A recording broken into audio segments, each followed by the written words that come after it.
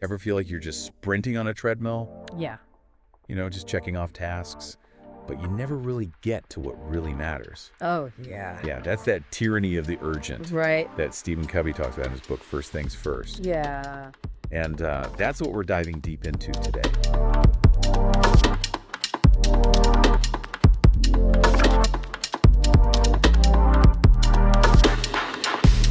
And get this. Covey says a lot of those time management techniques that we all think are so great, they might actually be trapping us in that urgency cycle. It is fascinating, isn't it? We think we're being productive, but we might be climbing the ladder of success Right. only to realize it's leaning against the wrong wall. Oh, wrong wall. I like that image. Yeah. So tell me more about that. Well, Covey uses that to illustrate the danger of chasing goals that don't align with our deepest values. Okay. It's like the story in the book about the entrepreneur who made $1 million in a year, but it cost him his marriage and his well-being. Right. He reached the top, but it was the wrong top for him. So it's not just about setting goals. Right. It's about setting the right goals. Exactly. The ones that reflect what matters most to us. Yes. And Covey argues that a lot of the pain and frustration we experience comes from this misalignment. When our actions aren't in sync with our core values. Okay. We might achieve professional success but feel empty inside because we've neglected our relationships or our personal well-being. Right. It's like going through the motions, but not really living a life Yeah. that feels authentic or fulfilling. It's about moving beyond simply managing our time to truly leading our lives. Okay. Covey makes this distinction between leadership, Mm-hmm. which is about challenging the status quo and shaping our own destiny, Okay. and management, which is more about working within the existing systems. So how do we make that shift from managing to leading? That's the big question. Yeah. Covey talks about these 4 unique human endowments that give us the power to make conscious choices. What are those again? Yes. He calls them self-awareness, conscience, independent will, and creative imagination. Okay. You can think of them as our internal navigation system. So self-awareness helps us understand our values and our motivations. Mm-hmm. Our conscience acts as our moral compass, Right. guiding us towards the right actions. Independent will gives us the power to choose our response, Mm-hmm. even in challenging situations. And then creative imagination allows us to envision new possibilities and create a future that aligns with our deepest aspirations. It's like we have all the tools we need We do. to chart our own course, Yes. but we often forget to use them. That's where Covey's principles come in. Okay. They act as a map and compass, Right. helping us navigate life's complexities Mhm. and create a path that leads to both success and fulfillment. He talks about the importance of having a personal vision, Yes. a clear sense of purpose Yes. that guides our decisions and our actions. Exactly. And he emphasizes that a strong vision can overshadow even our perceived weaknesses. Okay. He uses the example of Gandhi, whose unwavering commitment to India's freedom Right. helped him overcome immense challenges and achieve extraordinary results. So it's not about waiting for the perfect circumstances or having all the answers. Right. It's about having that clear vision and taking action, Yeah. even when it's uncertain or you're facing adversity. Absolutely. And that brings us to one of Covey's most famous concepts, Okay. the Quadrant 2 matrix, Okay. a tool for prioritizing our time and energy based on importance, not Right. just urgency. Yeah. I know the Matrix. I've seen it. I've read about it. Mhm. But to be honest, I sometimes struggle to actually live by it. Right. It's so easy to get caught up Yeah. in those urgent tasks Yeah. and lose sight of those important but not urgent activities that contribute to long-term well-being and fulfillment. That's the tyranny of the urgent Right. that we were talking about earlier. Covey argues that a life focused on quadrant, Okay. those urgent and important tasks, leads to stress burnout and a feeling of being constantly behind. But quadrant 2 is where the magic happens. Exactly. Quadrant 2 activities are those that are important, Okay. but not urgent. Things like planning. Right. Relationship building, personal development, preventative health care. Okay.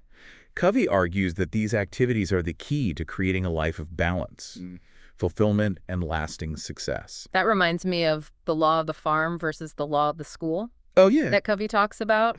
We can't cram for a fulfilling life. Right. Just to nurture it consistently, It's like tending a garden. it's about shifting from that short-term to a long-term perspective. Right. Investing in activities that may not yield immediate results, but will ultimately create a richer and more meaningful life. So how do we break free from this tyranny of the urgent Yeah. and start living a more quadrant 2 focused life? Well, Covey provides a number of practical strategies. Okay. And one of the most important is weekly organizing. Okay. Weekly organizing. I'm intrigued. Tell me more. It's about connecting our big picture vision with the reality of our daily lives. Okay. Covey suggests using our personal mission statement Right. as a guide for setting weekly goals. Instead of just reacting Right. to whatever comes up, Yeah. we're proactively shaping our week Yeah. based on what matters most. And he emphasizes the importance of considering all our roles. Okay. Not just work, but family, personal development, Right. community involvement, Yeah. any other areas that are important to us. This reminds me of the whole parts whole thinking that Covey talks about. Yes. It's about seeing our roles as complementary Yeah. rather than competing Yes. and creating a life where success in one area actually supports success in other areas. Exactly. It's not about sacrificing one area for another. Yeah. It's about finding a way to integrate them all into a harmonious whole. That's a powerful shift in perspective. It is. It's not about sacrificing one for the other. It's about bringing them together. Yeah, and weekly organizing helps us do that. Okay. It's about taking a step back, Right. reviewing our commitments, Okay. and making sure that our actions are aligned with our values, our vision, and our overall goals. I love this idea of creating a weekly plan Yeah. that reflects my deepest priorities. It's Yeah. like I'm designing my life You are. instead of just letting life happen to me. And that's the essence of first things first. Right. Taking control of our time and our energy Mhm. so we can create a life that truly reflects what matters most. This is all so insightful. I'm already starting to think about how I can apply these principles to my own life. But I'm curious to hear more about the specific strategies that Covey suggests for putting these ideas into action. Well, one of the most powerful tools he offers is the concept of synergy, Okay. creating a whole that is greater than the sum of its parts. I've heard that term before, Right. but I'm not sure I fully understand how it applies to personal effectiveness. Okay. So tell me more. Synergy is all about leveraging the strengths of others and creating this collaborative environment where everyone can thrive. Covey argues that traditional time management often misses this crucial point, focusing instead on individual achievement and treating people as resources or interruptions rather than partners in a shared endeavor. So it's like shifting from an I mentality to a we mentality. Exactly. It's recognizing that we can achieve far more together than we ever could alone. Covey shares this powerful example of a team that was struggling with low morale and lack of productivity. They were stuck in this cycle of blaming and complaining, each person focused on their own individual goals and agendas. Right. But when they shifted to an interdependent paradigm, Yeah. they were able to tap into their collective wisdom and creativity, and they came up with innovative solutions and achieved results that far exceeded their individual capabilities. That's a great example of how synergy can unlock that hidden potential. It's like that old saying, 2 heads are better than one, Right. but like taken to a whole new level. Yeah, and it highlights the importance of creating a culture of trust, respect, and open communication where everyone feels safe and empowered to contribute their unique talents and perspectives. So how do we practically cultivate synergy in our own lives? Is it about surrounding ourselves with talented people? It's more than just being around talented people. It's about actively seeking out diverse perspectives, valuing differences, and creating a space where everyone feels safe to share their ideas and even challenge the status quo. That makes me think about Covey's emphasis on win-win thinking. Yes. It's not about one person winning at the expense of another. Right. It's about finding solutions that benefit everyone involved. Absolutely. Win-win thinking is a cornerstone of synergy. It's about moving beyond the limitations of compromise, Okay. where each person gives up something to reach an agreement, Right. and instead seeking creative solutions that meet everyone's needs. It sounds like a lot of work, though. Yeah. To shift from a win-lose mindset to a win-win. It can be challenging, especially in a culture that often celebrates competition and individual achievement. But Covey argues that the rewards of synergy far outweigh the effort. Okay. When we create a win-win environment, we foster trust, collaboration, and innovation. We unlock the potential for extraordinary results that wouldn't be possible through individual effort alone. So how do we create this win-win environment in our own lives? Yeah. Is this something we can apply to our families, our workplaces, even our communities. Absolutely. It starts with this fundamental belief in the abundance mentality. Okay. The idea that there's enough for everyone. Right. And that one person's success doesn't diminish the potential for others to succeed. It's about seeing opportunities for collaboration and mutual benefit, rather than viewing every interaction as a zero-sum game. I love that shift in perspective. Yeah. Moving away from scarcity and competition to abundance and collaboration. But how do we actually put this into practice? Covey suggests focusing on 3 key areas: Okay. cultivating trustworthiness, clarifying expectations, and building alignment. Those sound familiar. Yeah. Did we talk about those a little bit earlier? We did. We talked about them in the context of empowerment from the inside out, Right. but they apply to synergy as well. Gotcha. Remember, trustworthiness is built on both character and competence. Right. We need to be both ethical and capable to really inspire that confidence and trust in others. And clarifying expectations is all about making sure everyone's on the same page. Yes. Covey talks about win-win agreements, Yes. where all parties understand the desired results, the guidelines, the resources, the accountability, and the consequences. Right. That level of clarity fosters collaboration, reduces misunderstandings, and ultimately empowers everyone to contribute effectively. And building alignment. How does that fit into all of this? Building alignment is about ensuring that our structures, our systems, and our goals are all working together to support our shared vision and values. Covey emphasizes that misaligned systems can lead to wasted time, energy, and resources. Oh. He shares this rather humorous anecdote about an organization where everyone was frantically busy, but no one was clear on the shared vision or priorities. They were so focused on appearing busy and indispensable that they forgot to ask, is what I'm doing actually important? Exactly. It's a common trap, especially in organizations that value busyness over effectiveness. Covey encourages us to regularly evaluate our systems and structures to make sure they're aligned with our values, our vision, and our goals. So how do we know if our systems are aligned? What are some signs that things might need to be adjusted? Here's a simple but powerful question to ask. Okay. Do our systems and structures empower us to achieve our goals effectively and efficiently, or do they create unnecessary obstacles and frustration? Okay. If the answer is the latter, it's time to take a step back and make some adjustments. It's like clearing a path through the jungle instead of hacking through it with a machete. Yeah, that's a great way to put it. Aligned systems create flow and momentum, making it easier to achieve our goals and create extraordinary results. And this brings us to one of Covey's most profound concepts: empowerment from the inside out. It's the realization that true empowerment starts with ourselves, regardless of our external circumstances. So you mean we can't always control what happens to us, but we can control how we respond? Exactly. Covey uses the analogy of 2 circles: our circle of concern, which includes all the things that we worry about, and our circle of influence, which includes the things we can actually do something about.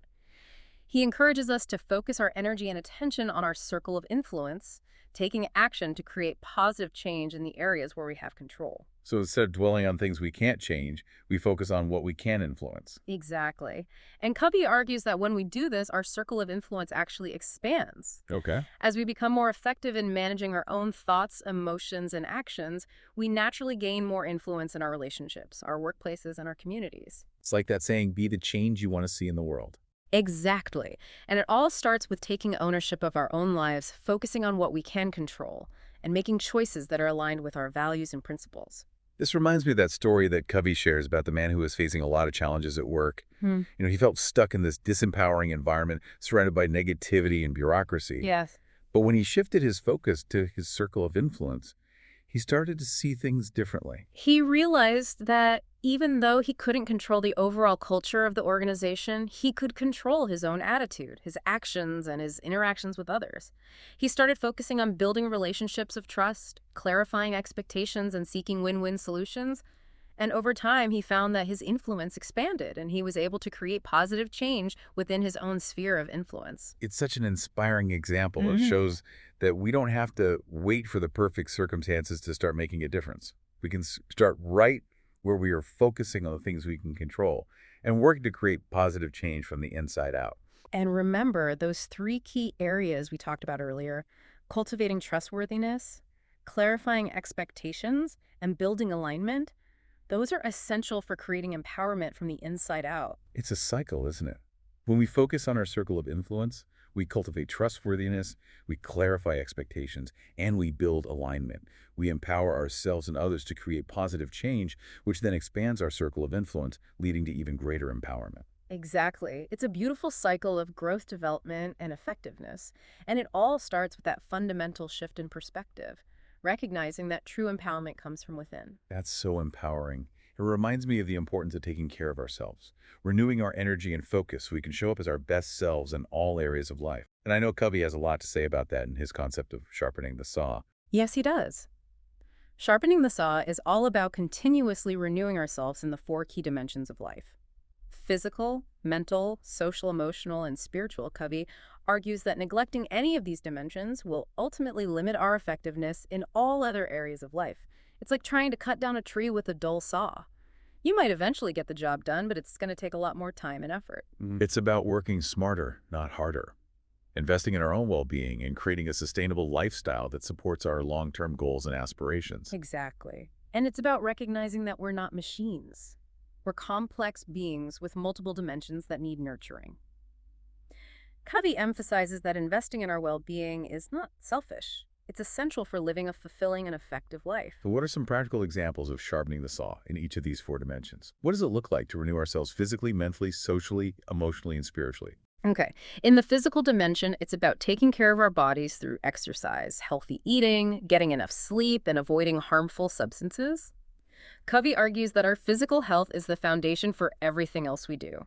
He shares an example of someone who realized that they were neglecting their physical health due to a demanding work schedule and constant travel. Right. They were always tired, they had low energy, and found it really hard to focus. So they decided to make a change.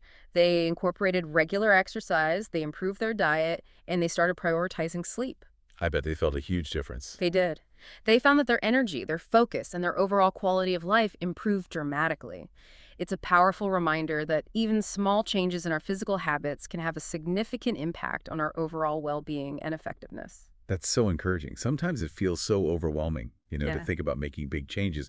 But even those small, consistent steps can make a huge difference over time. Absolutely. It's about progress, not perfection. And it's about finding what works for you and creating a sustainable lifestyle that supports your unique needs and goals. So what about the mental dimension? What does it look like to sharpen the saw mentally? In the mental dimension, sharpening the saw is about engaging in activities that challenge our minds, expanding our knowledge, and developing new skills. Covey argues that learning is a lifelong pursuit and that we should always be seeking to grow and develop our minds. It's about staying curious, isn't it? Embracing that growth mindset and always being willing to learn and explore new ideas. Exactly. Covey encourages us to read, to take courses, to engage in stimulating conversations, and to challenge ourselves to think in new ways. And I love how he reminds us that learning doesn't have to be formal or structured.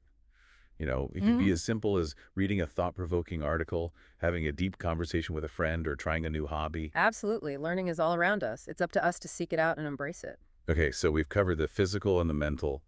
What about social emotional? How do we sharpen the saw in that area of our lives? In the social emotional dimension, sharpening the saw is about nurturing our relationships, building emotional intelligence, and learning to connect with others in meaningful ways.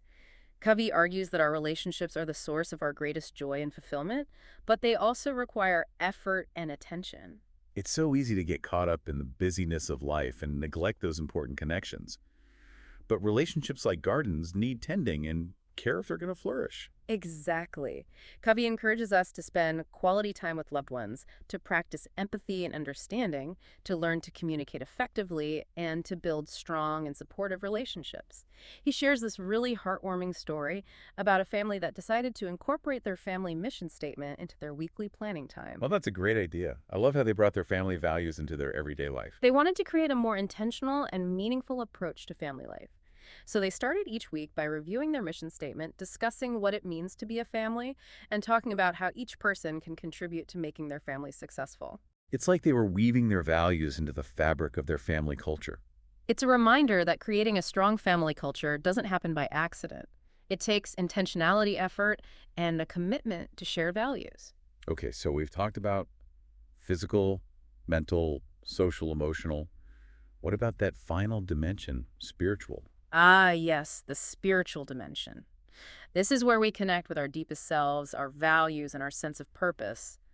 Covey acknowledges that spirituality is a deeply personal experience, and there's no one-size-fits-all approach. I appreciate that he honors the diversity of those spiritual experiences. It's not about imposing a specific belief system, but encouraging each person to connect with what gives their life meaning and purpose. Exactly. He encourages us to find what resonates with us, whether it's spending time in nature, meditating, praying, reading inspirational literature, or engaging in acts of service. It's about nurturing our inner world so that we can show up as our best selves in the outer world. He argues that when we nurture our spiritual selves, we tap into a source of strength, wisdom, and peace that can sustain us through life's challenges. He shares this really profound story about a therapist who struggled with depression and feelings of emptiness for many years. Oh, wow. They had achieved professional success, but felt deeply unfulfilled. Like they were living someone else's life, Yeah. not their own. They realized they'd been living a lie, neglecting their own integrity and values. So they made this radical decision to come clean with their spouse, to let go of unhealthy attachments, and to start living in alignment with their deepest principles. That takes a lot of courage. It's not easy to face those hard truths about ourselves and make those difficult changes. But the rewards can be profound. This therapist experienced a deep sense of peace, self-acceptance, and wholeness that they'd never felt before. It's a powerful illustration of how aligning our lives with our spiritual values and principles can lead to a profound sense of purpose, meaning, and fulfillment. It's like finally coming home to yourself after being lost for a long time. And it's a journey that's available to all of us. It's about taking the time to connect with our inner wisdom, to reflect on our values, and to make choices that are aligned with our deepest sense of purpose. So we've covered a lot of ground in our exploration of first things first. We've talked about the tyranny of the urgent, the importance of leading our lives instead of just managing our time, the power of synergy and win-win thinking, and the importance of empowering ourselves from the inside out. And we've explored the 4 dimensions of sharpening the saw: physical, mental, social, emotional, and spiritual. It's been an incredible journey. First Things First is packed with so much wisdom and practical guidance that it's hard to cover it all in one deep dive. We highly recommend checking out the book for yourself to delve deeper into these principles and discover how you can truly put first things first in your own life.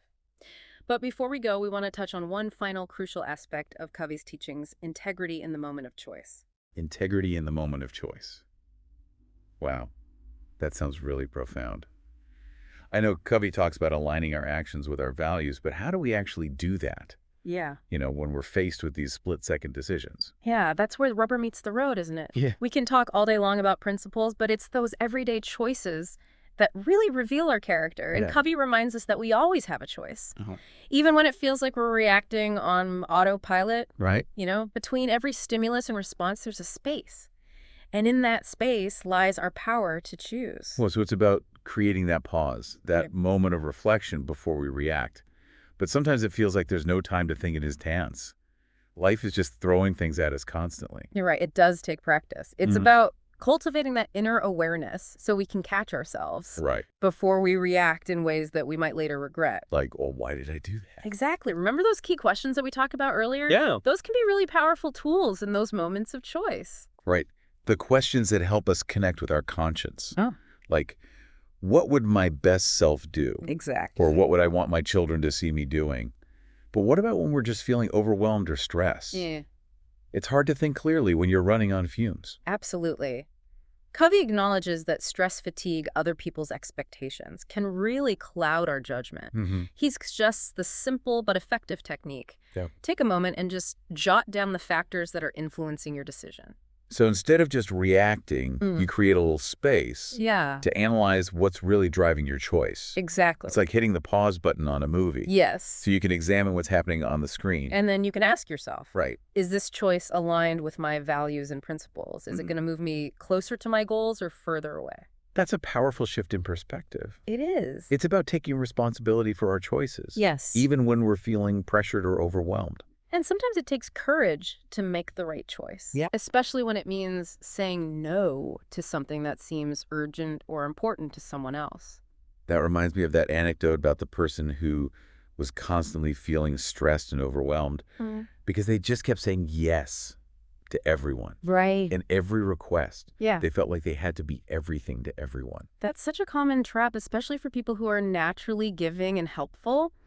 But Covey reminds us that we can't pour from an empty cup. Right. We have to take care of ourselves first if we want to be truly helpful to others. And sometimes that means setting boundaries Yes. and saying no, Exactly. even when it's uncomfortable. It's about recognizing that our time and our energy are precious resources, and we have a responsibility to use them wisely. Covey encourages us to be proactive rather than reactive, Okay. to create a life that reflects our values and priorities, rather than letting ourselves be pulled in 1,000 different directions. It's about designing our lives. Yes. Instead of just letting life happen to us. And it all starts with that moment of choice, that pause where we connect with our conscience. Right. And we make a decision that's aligned with our deepest values and principles. And it's not about being perfect No, and making the right choice every single time. we all make mistakes, Of course. and that's okay. What matters is that we learn from those mistakes and keep striving to live with integrity even when it's challenging. It's about progress, not perfection. Exactly. And remembering that we always have that power to choose a different response, even when it feels like we're stuck. This has been such a rich and insightful exploration of Covey's work. It really has. We've covered so much ground, from the tyranny of the urgent to the power of synergy, from quadrant to living to sharpening the saw, and finally to the importance of integrity in the moment of choice. I feel like I have a whole new toolkit for creating a more meaningful and effective life. Good. First Things First is definitely a book that I'll be revisiting again and again. Me too. And we encourage all of you listening to check it out for yourselves.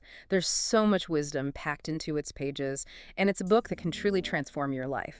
Absolutely. And if you enjoyed this deep dive, we encourage you to subscribe to our podcast and share it with others who might benefit from these insights. Yeah. We're always exploring new ideas and concepts that can help you live a more fulfilling and effective life. And in our next episode, we'll be taking a deep dive into another fascinating book that explores the power of habits and how they shape our lives. We'll uncover the science behind habit formation, explore practical strategies for breaking bad habits and building good ones, and discover how even small changes in our daily routines can lead to extraordinary results. So until next time, remember to put first things first. Choose wisely in those moments of choice and keep sharpening your saw